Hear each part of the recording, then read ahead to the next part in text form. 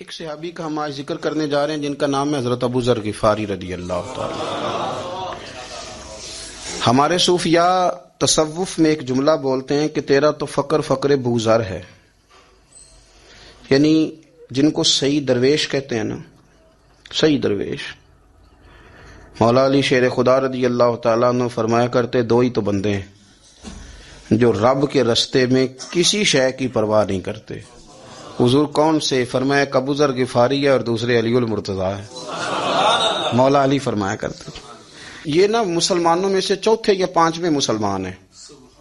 شروع سے ایک سلیم الطبع آدمی، کچھ لوگ طبعاً بڑے نفیس ہوتے ہیں، طبعاً ہی اللہ کی طرف سے شروع سے ہی۔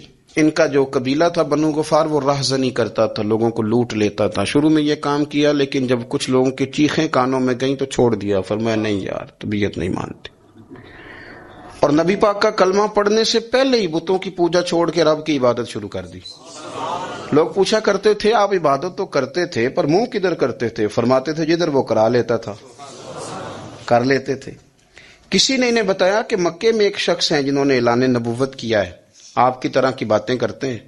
انہوں نے اپنے بھائی کو بھیجا، ان کا نام انیس تھا، پتہ کر کے واپس آئے، بھائی کہنے لگے ابو ذر، ان کا نام جندب ہے، اصل میں ذر ان کے بیٹے کا نام ہے اور کنیت سے زیادہ معروف ہیں، ابو ذر غفاری کہلاتے ہیں۔ فرماتے ہیں کہ بھائی نے آ کے بتایا کہ وہ نیکی کا حکم دیتے ہیں، برے کاموں سے منع کرتے ہیں، صلہ رحمی کا پیغام دیتے ہیں، لیکن لوگ سارے مخالف ہیں۔ یہ چیز بھی بڑی کاؤنٹ ہوتی ہے، اسے نہ کاؤنٹ کیا کریں۔ لوگوں کی ترجیحات بدلتی ہیں، صبح کچھ، دوپہر کچھ، شام کچھ، اسے نہ کاؤنٹ کریں۔ انہوں نے اس بات کو کاؤنٹ کر کے بتایا کہ لوگ ان کے جو ہیں نا وہ مخالف ہیں سارے۔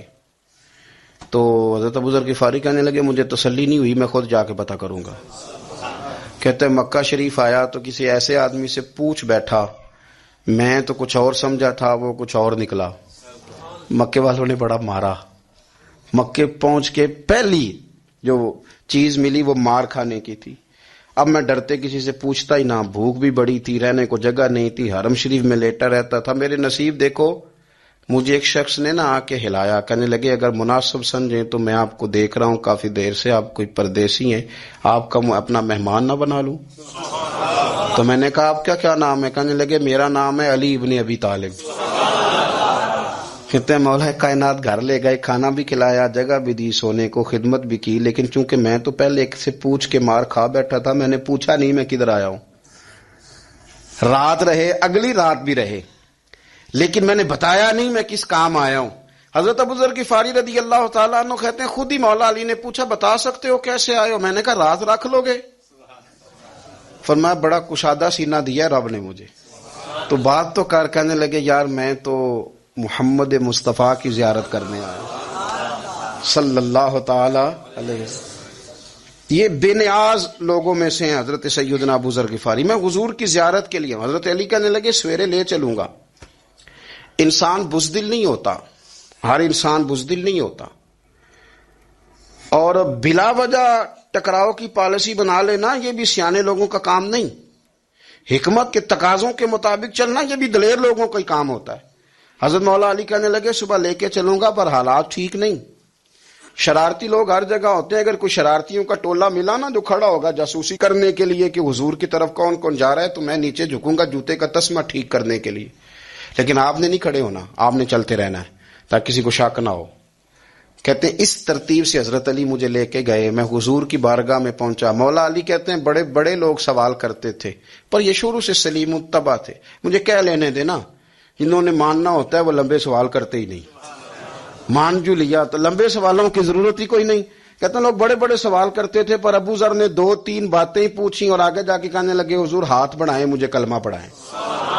نبی پاک صلی اللہ علیہ وسلم نے کلمہ پڑھایا، فرمایا باہر جا کے نا ابھی ذکر کرنا کہ تم مسلمان ہو گیا، یہ ماریں گے۔ عرض کی حضور انہیں مارنے دے، میں آیا بھی مار کھا نہیں ہوں، انہیں مارنے دے نا۔ پڑا فلک کو کبھی دل جلوں سے کام نہیں، داغ دہلوی نے کہا تھا پڑا فلک کو کبھی دل جلوں سے کام نہیں، اور جلا کے راکھ نہ کر دوں تو داغ نام نہیں۔ ماری تو کھانے آئے ہیں، مارنے دیں، کرنے دیں زہر جتنا لگانا ہے لگانے دیں۔ باہر جا کے اعلان کیا، مکے والوں نے مارا، اتنا مارا کہ بے ہوش ہو گئے۔ پھر کسی نے بتایا کہ تم نے گزرنا بھی ہے ان کے علاقے سے، بنو غفار سے، پھر ان کا پتہ بھی ہے یہ لوگ بڑے سخت ہیں، پھر چھوڑا۔ تب ان بڑے جلالی تھے، زاہد مزاج تھے، فرماتے تھے کہ جو تمہاری ضرورت سے زیادہ ہے وہ سارا صدقہ کرو۔ کنز کے معاملے میں ان کا رویہ یہ تھا، صرف حضرت صدیق اکبر کو کچھ نہیں کہا انہوں نے، باقی حضرت عمر جیسے آدمی کو بھی کھڑا کر کے کہہ لیتے تھے یہ مال کیوں رکھا ہوا ہے خزانے میں، بانٹتے کیوں نہیں سارا؟ اور جناب عثمان غنی رضی اللہ تعالیٰ عنہ کے ساتھ تو باقاعدہ کئی دفعہ اس موضوع پر گفتگو کی۔ وہ کہتے تھے کہ جب اللہ کہتا ہے قرآن میں کہ مال دولت جمع نہیں کرنی، تو وہ جو لوگ تھے وہ بھی بڑی شانوں والے تھے، وہ کہتے تھے کہ اللہ نے جب زکوٰۃ فرض کی تو مال جمع ہوتا ہے تو زکوٰۃ فرض ہوتی ہے نا، یا فطرانے کا کہا تو مال ہوتا ہے تو فطرانہ آتا ہے نا، تو آپ جو کہہ رہے ہیں وہ ٹھیک ہے پر آپ اعلیٰ بات کر رہے ہیں تقوی کی، سارا بانٹو۔ تو حضرت ابو ذر غفاری کہتے تھے چلو ٹھیک ہے تمہاری بھی بات مان لیتا ہوں، پر یہ بتاؤ مدینے والے کا اپنا طریقہ کیا ہے؟ کہ بھائی حضور کا طریقہ تو وہی ہے جو آپ بتا رہے ہیں۔ تو فرمانے لگے پھر اس رستے نہ چلیں جو رستہ مدینے والے رسول کا ہے، اور حضور سے، نبی پاک سے عشق کرتے بڑا کھل کے۔ یہ صحابہ صفہ میں سے تھے۔ کلمے پڑھنے کے بعد چونکہ طبیعت جلالی تھی تو حضور نے بھیج دیا، فرمایا واپس جاؤ اپنے قبیلے میں تبلیغ کرو۔ واپس گئے، بھائی کو مسلمان کیا، والدہ کو مسلمان کیا، قبیلہ سارا مسلمان کیا، وہیں رہے۔ ہجرت مدینہ کے بعد آئے تبوک کے موقع کے قریب، اور حضور نے صحابہ صفہ میں رکھ لیا۔ نوکری کرتے مدینے والے رسول کی، دلیر آدمی تھے، بڑا قبیلہ تھا، پر ڈیوٹی کرتے، ڈیوٹی خدمت کرتے۔ ایک بیٹا تھا زار اس کا نام تھا، اس کی ڈیوٹی لگائی تم نے میرے نبی پاک کے اونٹ چرانے۔ ڈاکو آئے تو صاحبزادہ اونٹوں کی، اونٹنیوں کی حفاظت کرتے شہید ہو گیا۔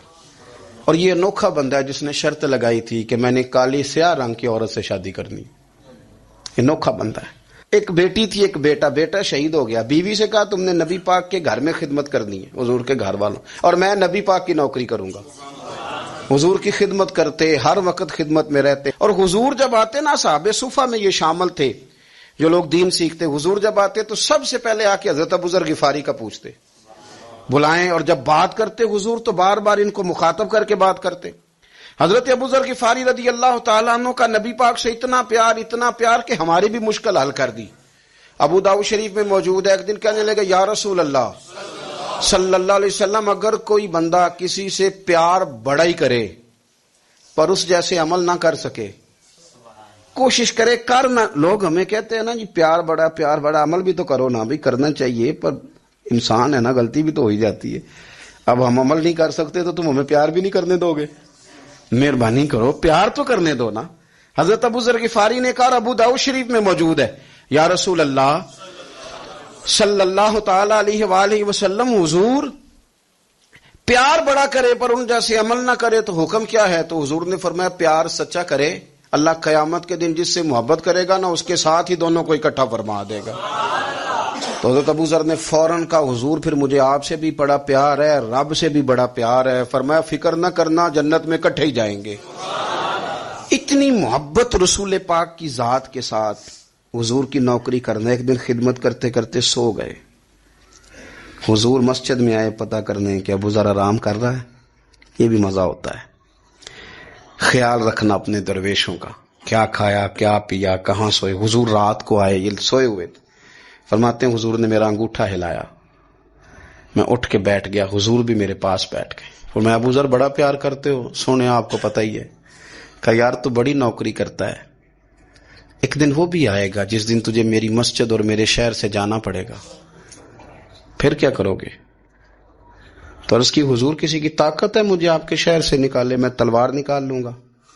تو نبی پاک نے فرمایا تلوار نہ نکالنا، جہاں تمہیں بھیجا جائے چپ کر کے چلے جانا۔ حضور کب تک؟ فرمایا جب تک اللہ تیری اور میری ملاقات نہیں کرا دیتا، یعنی وصال تک۔ یہ واحد شخص ہیں کہ حضور کے وصال ظاہری کا وقت آ گیا تو فرمایا کوئی میرے ابو ذر کو بلاؤ۔ جب یہ آئے تو حضور لیٹے ہوئے تھے، یہ جھکے نبی پاک کی طرف، حضور میں حاضر ہوں، تو حضور نے پکڑ کے سینے کے ساتھ لگا لیا۔ میرے رسول پاک صلی اللہ علیہ وسلم کی خدمت میں ایک دفعہ عرض کرنے لگے حضور مجھے صوبے کا گورنر بنا دیں۔ تو نبی پاک نے فرمایا ابو ذر میں عہدے پسند نہیں کرتا، تو تمہیں بھی میں کہتا ہوں عہدہ نہ لینا، تمہیں بھی کہتا ہوں عہدہ نہ لینا۔ فرمایا ابو ذر میں جو چیز اپنے لیے پسند کروں گا تمہیں بھی اسی کا مشورہ دوں گا. تم بندے اچھے ہو پر یہ کام تمہارے بس کا نہیں ہے. بڑے زاہد آدمی میرے رسول کریم صلی اللہ تعالی علیہ وآلہ وسلم نے ان کے بارے میں فرمایا جس طرح نبیوں میں حضرت عیسیٰ علیہ السلام ہوئے. حضرت عیسیٰ دیکھیں نا، انبیاء میں اللہ تعالیٰ نے ہر قسم کی عظمت نبیوں کو دی. جناب سلیمان علیہ السلام کا تو تخت بھی ہوا میں اڑتا تھا، جن تک تابع دار تھے. اور نبیوں میں حضرت عیسیٰ بھی ہیں جن کے پاس گھر بھی کوئی نہیں، شادی بھی کوئی نہیں کی، اینٹ سرانے رکھ کے تکیہ بناتے. ایک ان کے پاس کنگھی تھی اور ایک پیالہ تھا. دیکھیں جو بندہ نیک ہو نا، وہ بھی نیک ہیں، اللہ کے نبی ہیں. آپ اپنا تقوی مسلط نہیں کریں گے. جو وہ کر رہے ہیں وہ بھی مخلص ہو کے کر رہے ہیں.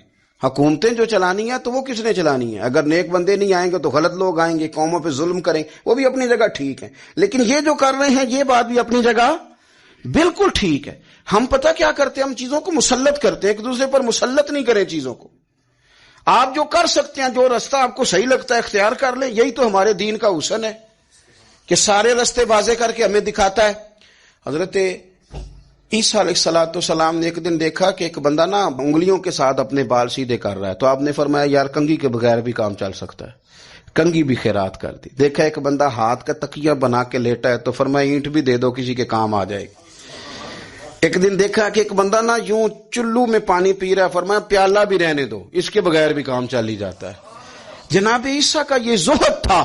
میرے نبی پاک علیہ السلام نے فرمایا جس نے جناب عیسیٰ کا زہد دیکھنا ہو وہ میرے ابو ذر غفاری کو دیکھے، ان کو دیکھے. یہ دنیا میں جناب عیسیٰ کے زہد کے مطابق چلتے پھرتے ہیں. ساری زندگی دولت کو، مال کو پسند نہیں کیا. جہاں رہتے تھے ایک گورنر صاحب نے 300 دینار تحفے میں بھیجے. تو ایک ہوتا ہے نا بندہ کہتا نہیں ضرورت نہیں. اور حضور سید عالم صلی اللہ علیہ وسلم نے حضرت عمر سے فرمایا تھا جو خود بخود آ جائے وہ قبول کر لو اللہ کی طرف سے. لیکن ان کا رنگ فقیری والا تھا اور تھوڑا انوکھا تھا. 300 دینار آئے تو فرمانے لگے اسے جا کے کہو تمہیں کوئی اور بندہ نہیں ملا دھوکہ دینے کے لیے، میرے گھر ہی مال بھیج دیا ہے. فرمانے لگے میرے پاس گدھا ہے سواری کرنے کے لیے، میرے پاس بکریاں ہیں دودھ پینے کے لیے، میرے پاس ایک چادر اضافی ہے سامان میں سے. میں تو ڈرتا ہوں کہ رب کہیں اس چادر کے بارے میں سوال نہ پوچھ لے، اور تم ہو کہ میرے پاس یہ لے کے آئے ہو. حضرت عثمان غنی کے پاس جا کے کہا کرتے کتنا لوگوں کے پاس پیسہ آ گیا ہے، ہر بندے کے گھر میں مال ہے، یہ کیا ہو رہا ہے، لوگوں سے کہیں خرچ کریں غریبوں پہ. تو عثمان غنی فرمانے لگے تمہیں تو خوش ہونا چاہیے کہ میرے دور میں لوگ خوشحال ہو گئے.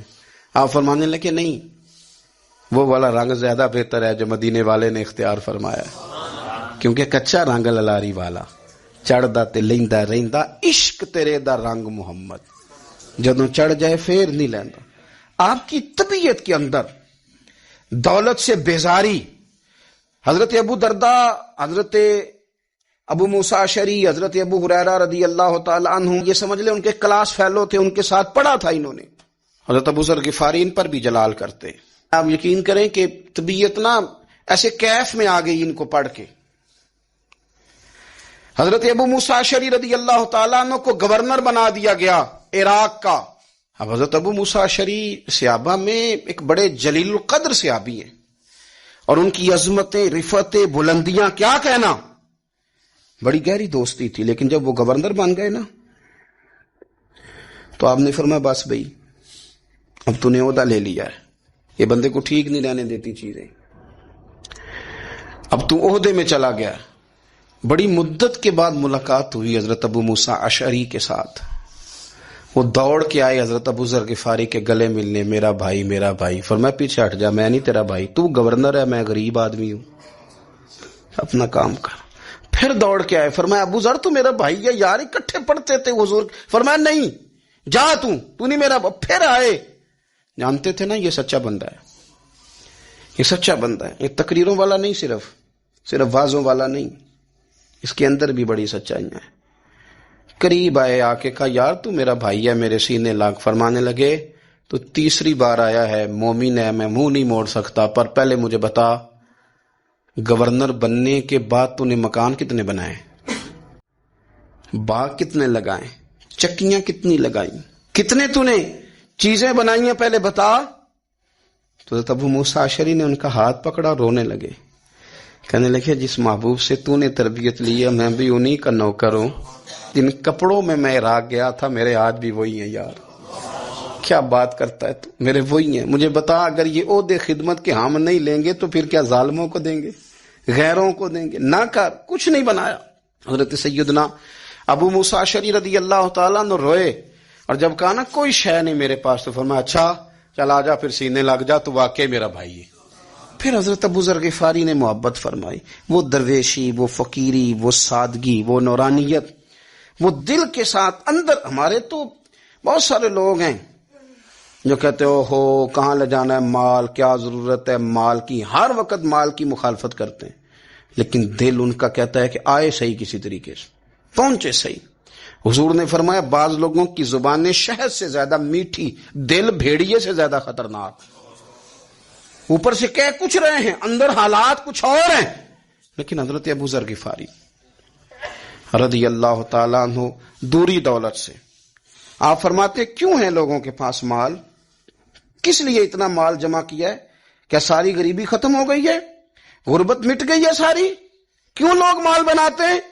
ایک اور آپ کی کلاس فیلو تھے جو بصرے کے گورنر بنے، عبداللہ بن عامر رضی اللہ تعالیٰ، ایک صاحب سے ملاقات ہوئی، جناب نافع تائی ان کا نام تھا، تو ابو ذر غفاری سے وہ بڑے شوق سے ملنے آئے حضور کے صحابی سمجھ کر کے۔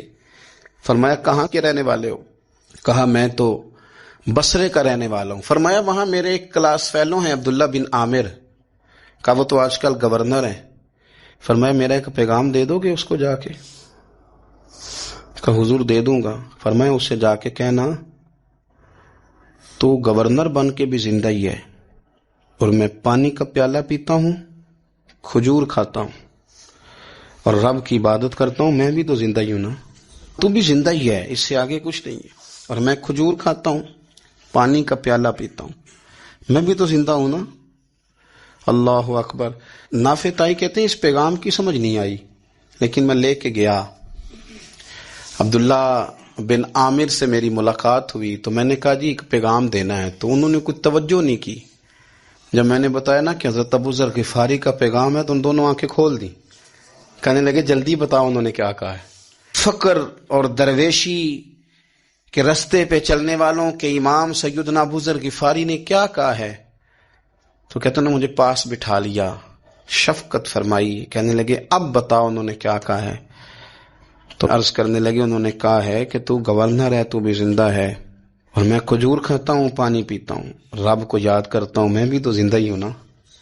کہنے لگے ایک دفعہ پھر کہا انہوں نے کہا تھا کہ میں کھجور کھاتا ہوں، پانی پیتا ہوں، عبادت کرتا ہوں، میں بھی تو زندہ، کہا ایک دفعہ پھر کہتے ہیں تیسری دفعہ کہا تو وہ اتنا روئے کہ انہوں نے چادر میں منہ چھپا لیا۔ کہنے لگے یار وہ ٹھیک ہی کہتا ہے، وہ صحیح کہتا ہے، اتنا مال، اتنے عہدے، اتنی چیزیں، اتنا کچھ جمع کر کے رکھا ہے، ان کا حساب دینا، ان چیزوں کی اللہ کے حضور کیا عذر پیش کریں گے، کس طرح رب کی بارگاہ میں بتائیں گے، کیا وجہ تھی، کن چکروں میں ہم نے زندگی گزار دی۔ سیدنا ابو ذر غفاری رضی اللہ تعالیٰ عنہ نے اپنی حیات مبارکہ ساری کی ساری فرماتے تھے کہ ہم نہیں عمل کریں گے تو کون کرے گا، وہ خاص سادگی، وہ خاص۔ اور پتہ میرے نبی پاک نے کیا فرمایا؟ فرمایا مجھے میرے رب نے حکم دیا ہے کہ میں 4 لوگوں سے پیار کروں۔ اللہ اکبر، کاش کبھی آپ اس حدیث کے جملوں کو سمجھیں۔ او یار اللہ نے حکم دیا ہے محبوب پیار کرے، حضور کس سے؟ تو پہلے 3 مرتبہ نبی پاک نے ایک ہی شخص کا نام لیا، فرمایا علی سے، علی سے، علی سے، پھر فرمایا ابو ذر غفاری سے، پھر فرمایا جناب مقداد سے، پھر فرمایا سلمان فارسی سے۔ رب نے مجھے کہا ان سے پیار کرو۔ حضرت ابو ذر غفاری تبوک کے موقع پر نا اونٹ پہ بیٹھے تھے، پیچھے رہ گئے، اونٹ پر بیٹھے تھے تو پیچھے رہ گئے، اونٹ سست تھا، تھک گیا، چل نہیں رہا تھا۔ حضرت ابو ذر غفاری رضی اللہ تعالیٰ عنہ پہلے تو اسے لے گئے ایک گاؤں میں کہ اونٹ بیمار ہو گیا، اس کا علاج کرایا، لیکن جب وہ ٹھیک نہ ہو سکا نا تو اونٹ وہیں چھوڑ دیا۔ حضور صلی اللہ علیہ وسلم کے پیچھے ضرور پہنچنا ہے میدان تبوک میں، تو جو سامان تھا وہ سارا پشت پہ رکھا اور اکیلے ہی چل دیے، تنہا اور پیدل۔ سامنے سے گرد اڑتی ہوئی نظر آئی تو لوگوں نے کہا حضور پتہ نہیں کون آیا ہے. فرمایا تمہیں نہیں پتا مجھے تو پتا ہے نا, ابو ذر غفاری آیا ہے. ابو ذر غفاری آئے. پھر حضور نے فرمایا یمشی واحدہ و یموت واحدہ و یبعث واحدہ. فرمایا یہ تنہا چلتے ہیں, یہ تنہا ہی دنیا سے جائیں گے, تنہا ہی اٹھائے جائیں گے, تنہا چلتے ہیں, تنہا ہی دنیا سے جائیں گے, انتقال تنہا ہی اٹھائے جائیں گے. جو بہت زیادہ سختی کرنے لگے صحابہ پہ, بہت زیادہ. تو حضرت عثمان غنی رضی اللہ تعالیٰ عنہ نے فرمایا کہ آپ اپنے مزاج کے لحاظ سے تو درست ہیں, پر جو چیز آپ طاری کرنا چاہتے ہیں جب شریعت گنجائش دیتی ہے تو آپ کیوں اتنی سختی فرماتے ہیں؟ تو فرمانے لگے ٹھیک ہے پھر مجھے ربضہ جانے کی اجازت دے دو. ربضہ ایک بستی تھی, جنگل تھا, وہاں کوئی آتا جاتا نہیں تھا. اسی کسے دے کچھ نہیں جلا گئے تو نہ کچھ ہڈا دردی. حضور نے کہا تھا نا یمشی واحدہ, تو اکیلا چلے گا, ربضہ چلے گیا. حضرت سیدنا عثمان غنی نے کہا یہ کچھ بکریاں لے جاؤ, دودھ پی لیا کرنا. فرمایا عثمان مجھے مال کی تو ضرورت پہلے دن سے ہی کوئی نہیں, مجھے تو رب رسول کی ضرورت ہے, ان کی کرم نوازیاں میرے ساتھ رہتی ہیں. تشریف لے گئے, وہاں تنہا کھجور کے خشک ٹکڑے کھاتے, عبادت کرتے, اللہ کو یاد کرتے. بڑے بڑے لوگوں نے آ کے کہا کہ ابو ذر آپ کی بڑی شان ہے, ہمارے ساتھ چلیں. فرمایا چھوڑو, کہاں منشور ہم اور کہاں ہنگامے محبت کے, ایک حجرے میں رہتے ہیں, خدا کو یاد کرتے ہیں, ضرورت کوئی نہیں, جہاں ہوں نا وہاں میں ٹھیک ہوں, حاجت نہیں. وصال کا وقت آ گیا, دنیا سے جانے کا ٹائم آ گیا. اکیلے ہیں, بیوی ہے اور بیٹی ہے, جنگل کا علاقہ ہے, حج ہو گیا, رستے بند ہو گئے, بیمار ہو گئے. اپنی اہلیہ کو بلا کے کہنے لگے اب میں بچوں گا نہیں, اب جانے کا وقت آ گیا ہے. میں نے فقیری جو حضور کی دیکھی تھی اس میں نے وقت گزارا ہے, اور دیکھ میں جا بھی فقیری میرا ہوں, لے سجدہ سا توڑ دی پائی, جان بھی دیتی تیرا تیرے, اب جانے کا وقت ہے. تو اس طرح کرنا, اگر تیرے پاس کوئی کپڑا ہوا تو مجھے کفن دے دینا, نہ ہوا تو اللہ کے سپرد کر دینا. کہا ہم 2 عورتیں ہیں, جنازہ غسل کفن. فرمایا رب جماعت بھیجے گا میرے لیے, لوگ آئیں گے, میرے نبی پاک نے مجھ سے وعدہ کیا تھا, آئیں گے نا لوگ. تو اہلیہ کہنے لگی ابو ذر آپ کو کیسے پتا ہے کہ آپ اس صحرا میں انتقال کر جائیں گے, اللہ شفا دینے والا ہے. فرمانے لگے ہم 3-4 لوگ بیٹھے تھے تو حضور نے فرمایا تھا تم میں سے ایک شخص صحرا میں اکیلا انتقال کر جائے گا. تو وہ میرے جتنے باقی ساتھی تھے وہ سارے انتقال کر گئے, اب میں اکیلا ہی بچا, مجھے پتا ہے وہ میں ہی ہوں. تو تم دیکھنا تمہیں کوئی نہ کوئی مل جائے گا غسل کفن کے لیے. آپ کی اہلیہ کہتی ہیں کہ میں اٹھی, کبھی دوڑ کے میں باہر جاتی, سڑک پہ جا کے دیکھتی کوئی گزر رہا ہے, پھر میں آ کے کہتی حج ختم ہو گیا ہے, رستے بند ہو گئے ہیں, کون آئے گا جنگل میں. پھر میں آ کے ان کی تیمارداری کرتی, پھر اٹھ کے جاتی, پھر میں آ کے تیمارداری کرتی. اچانک میری نظر پڑی تو ایک چھوٹا سا قافلہ آ رہا تھا. اس قافلے میں چند لوگ تھے, اور سب سے بڑھ کر صحابی رسول حضرت عبداللہ ابن مسعود بھی تھے. میں نے ان کو اشارہ کیا تو وہ دوڑے آئے, کہنے لگے بہن کیا ہے. میں نے کہا یہاں ایک شخص ہے, تمہاری تھوڑی سی ضرورت ہے اس کو. تو عبداللہ ابن مسعود کہنے لگے کون ہے بی بی؟ کہتے ہیں میں نے کہا کہ وہ ابو ذر غفاری ہیں. جب تڑپ کے روئے عبداللہ ابن مسعود, تڑپ کے کہنے لگے ابو ذر میرے نبی پاک کا پیارا, میرے ماں بھی اس پہ قربان, میرا باپ بھی قربان, کدھر ہے جلدی بتاؤ. کہتی میں لے آئی. 4-5 لوگ تھے وہ. تو سیدنا ابو ذر غفاری کہنے لگے عبداللہ میرا وصال ہو جائے گا, لیکن یاد رکھنا میری بیوی کے پاس کفن کے لیے کپڑا موجود نہیں. اور لہو سجنا سا توڑ ہی نہیں پائی, جان بھی دیتی تیرا تیرے, کفن کے لیے کپڑا نہیں ہے. لیکن تم میں سے نا وہ بندہ کوئی کپڑا نہ دے جو کبھی کسی سرکاری عہدے پہ رہا ہو, وہ بندہ میرے کفن کے لیے کپڑا نہ دے, کسی سرکاری عہدے پہ رہا ہو. ایک انصاری جوان کہنے لگا ابو ذر میں کبھی کسی عہدے پہ نہیں رہا, اگر آپ میری چادر قبول کر لیں کفن کے لیے تو میں ٹھیک ہے. میں نے نا حضور کے طریقے پر زندگی گزاری ہے, چپ کر کے میرا جنازہ پڑھ دینا اور مجھے کہیں اور نہ لے کے جانا, اسی کسی دے کچھ نہیں جلگتے.